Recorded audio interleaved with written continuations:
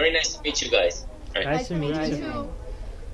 First, good afternoon to you, Mr. Jorge. My name is Carlos Henrique Neto.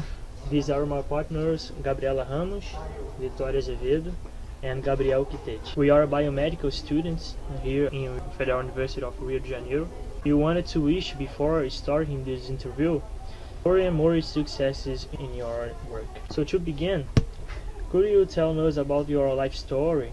When did you got interested for science? When you realized that you want to be a researcher?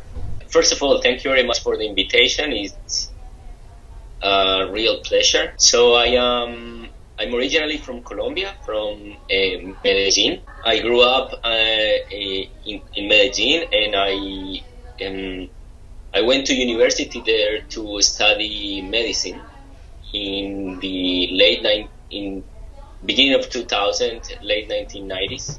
As it is probably the case in Brazil,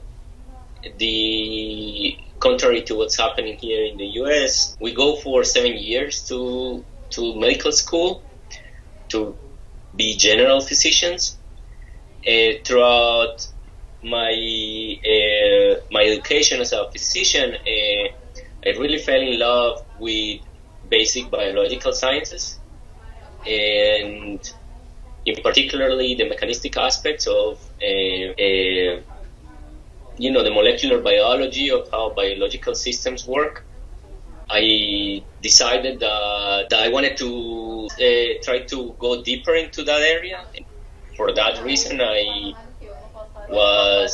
joined a research program that was present in the University of Antioquia in Medellin that allows medical students to perform research and at the same time go through their medical studies. And I really fell in love with basic research. I think I really enjoy thinking about mechanistically about biological problems, which is quite different from what you do when you are doing clinical practice. And once I finished medical school, I had to make the decision on whether I would like to continue in clinical practice, doing a residency, or if I wanted to drop medicine and start a PhD. And I think that I really enjoyed so much basic research that I decided to pursue a PhD here in the United States.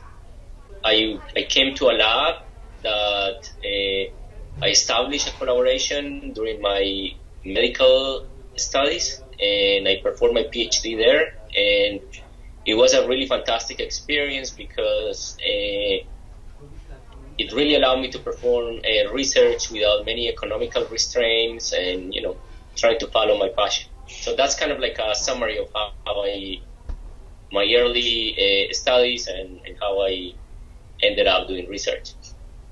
What motivated you to be a researcher? Really understanding how things really work is really empowering, and at the same time is very beautiful. So when I was a medical student, I don't know if you know this, but there is this molecular biology book by Bruce Albert called The Cell. I had the opportunity to read that book because someone lent it to me when I was a student. I found that the process by which discoveries are made, the logical fashion by which experiments are done, and the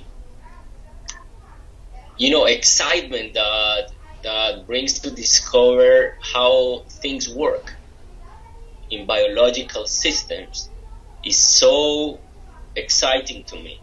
So I just wanted to do something that I felt excited to come to work every day, and that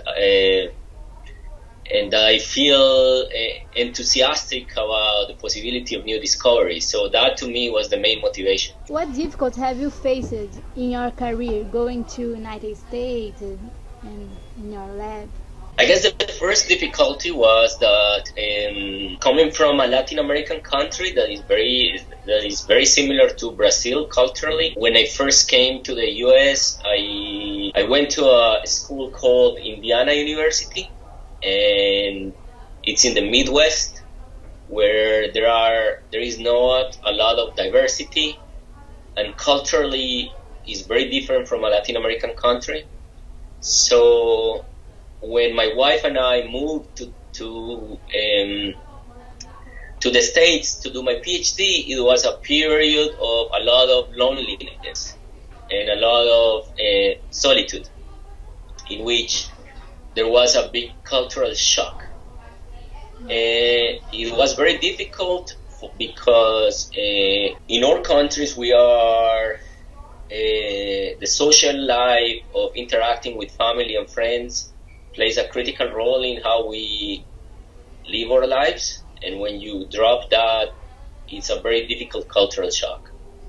So that was a very difficult personal obstacle to overcome, that I had at the beginning. And I think later on, it's been more about dealing with, in a way, with your own insecurities about when you are spending so much time in the lab or working, you want to make sure that what you're working is important, and that is relevant, and that is something that is going to be of true value to the academic community and society in general. And when you're doing science, sometimes it's not very easy to see those kind of things, because it's hard to say whether your hypotheses are, like really good hypotheses, and that the way in which you approach them and in which we approach them are going to be meaningful, and the results are going to be long-lasting and impactful. You never know that. Of course, you are doing science because of that, but there are those insecurities that you have to overcome constantly, and to have the courage to pursue your ideas. And that's a very difficult thing to do, I think. Hi, I'm Victoria. So tell us about your research subject. Yeah, so my lab is, I think it is now very well appreciated that the immune system has not only evolved to fight infections, which is the main driver for the immune system to evolve, but it's also really important it plays a number of other roles in the context of maintaining tissue homeostasis. It is now well appreciated that in many chronic diseases that are now really prevalent in industrialized countries, such as obesity, diabetes, or neurodegenerative disorders, cancer, that the immune system play a critical role in the progression of those disorders. And I am really interested in understanding mechanisms by which the cells of the immune system are regulated in those contexts, and how they become dysregulated during chronic human disorders, and this can lead to inflammation. And I'm really interested in understanding the molecular mechanisms. In other words, how gene expression is regulated within those cells during chronic inflammatory disorders. So, I'm Gabriel, and what you could say to motivate young scientists around the world, mainly in Latin America? Yeah, so I think that in particular coming from Latin American country, I would say that there is nothing more beautiful than lead a life which is driven by curiosity and by trying to figure out how things work. I think that that's a very meaningful life, trying to understand how, in this case, biological systems, but you can extrapolate that to other areas of research. It's a really meaningful life, in my opinion, to come to this world and try to figure out how things work. It's super exciting when you discover something new that nobody else have ever discovered before, or that anyone else have addressed before. So I think that's is my main motivation. I mean, I think it should be a motivation for every scientist. I think that should be the main driving force, that human beings are inherently by nature curious, and some people just lose that over time. And I think there is certain naivete or naiveness. People are, like people that are curious are always very naive and try to understand new things. So I would say that just if there is something to motivate, is just keep being curious and keep trying to figure out how things work. It's very exciting. Mr. Jorge, thank you very much for your collaboration in this work. It is a great honor to have you with us.